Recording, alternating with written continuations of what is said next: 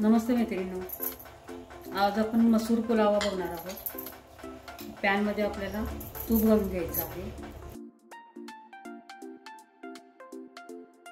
यामध्येच आपल्याला शहाजिरे घालायचे आहेत। हे खडे मसाले घेतलेले आहेत, लवंग, बदाम फूल, वेलची आणि दालचिनी जे आहेत ते घालून घ्यायचे खडे मसाले। मोठी वेलची आहे, त्याचे असे दाणे काढून घ्यायचे, ते पण घालून घ्यायचे।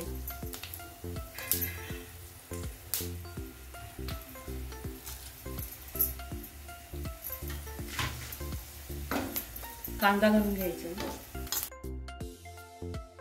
यामध्येच आपल्याला घालायचे हिंग पावडर, हिरवी मिरची घालून घेऊया। मोठे तुकडे करून घेतलेले 3 मिरचीचे। 2 वाटी मी बासमती तांदूळ घेतलेला आहे, तो पाण्यामध्ये 15 मिनिटे भिजत घातलेला होता। पाणी काढून घेतलेले आणि 1 वाटी मसूर घेतलेली आहे, ती भिजत घातलेली होती। तर यामध्ये घालायचा आहे बटाटा। 1 बटाटा घेतलेला आहे। टोमॅटो घेतलेला आहे, ते घालून घेऊया। तर भिजवलेली मसूर आहे ती घालून घ्यायची।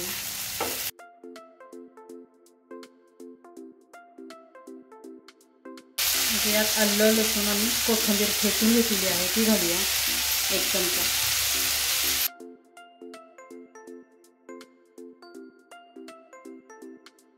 हळद घालून घ्यायची।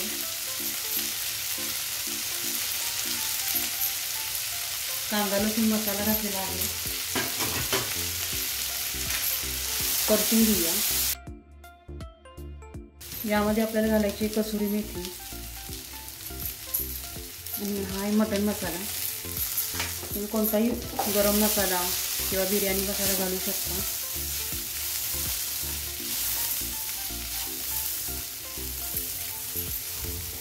आता तांदूळ घालून घेऊया आपण।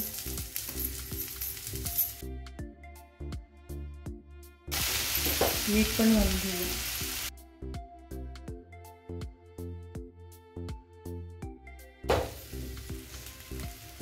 यामध्ये गरम पाणी घालून घ्यायचंय। याच्यावर झाकून ठेवूया आणि 10 मिनिटांनी बघूया।